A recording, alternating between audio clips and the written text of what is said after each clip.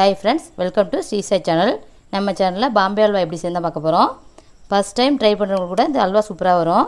ஒரு 10 நிமிஷத்தில் செஞ்சிடலாம். வாங்க எப்படி செய்யணும்னு பார்ப்போம். ஒரு கிண்ணம் கார்ன்ஃப்ளவர் எடுத்துருக்கேன். இது தண்ணி விட்டு கட்டி இல்லாமல் கரைச்சிக்குவோம்.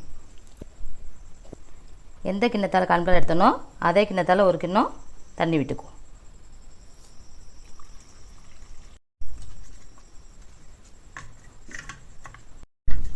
நல்லா கட்டி இல்லாமல் கரைச்சி எடுத்துட்டோம். இது ஒரு பக்கம் இருக்கட்டும். முந்திரி பருப்பு கொஞ்சம் உடச்சி எடுத்துருக்கேன்.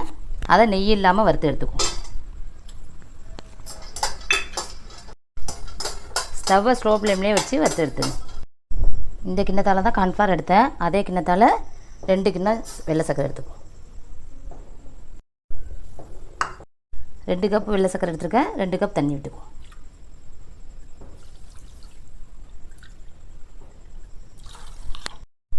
இந்த அல்வா செய்கிறதுக்கு சர்க்கரை கரைஞ்சா போதும், பாகு போதெல்லாம் கிடையாது. இப்போ கரைச்சி வச்ச கார்ன்ஃப்ளவரை இது சேர்த்துக்குவோம்.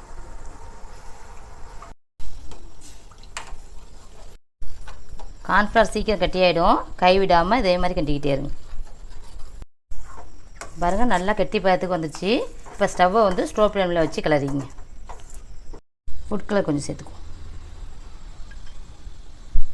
வறுத்து வச்சோல முந்திரி பருப்பு அதை சேர்த்துக்குவோம்.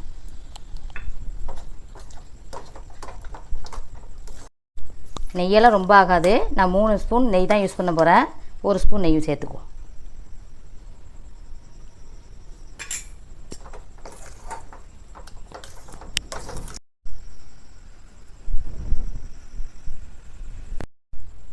ஒரு பிளேட்டில் நெய் கொஞ்சம் அப்ளை பண்ணிக்க போகிறேன். நீங்கள் கேக்கு செய்கிற ட்ரே இருந்தால் கூட அதை எடுத்துக்கலாம்.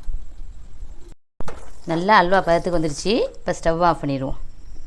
முந்திரி பருப்பு பொடிசாக கட் பண்ணி வச்சுருக்கேன். இதை பிளேட்டில் சேர்த்துக்குவோம். அல்வாவை இந்த பிளேட்டில் மாற்றிக்கும். நல்லா ஆறட்டும். ஆறின பிறகு செட் ஆகிடும். அதுக்கு பிறகு கட் பண்ணிக்குவோம்.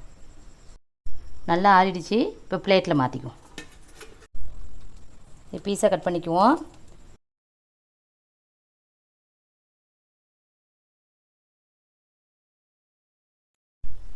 அல்வா ரெடி ஆகிடுச்சு.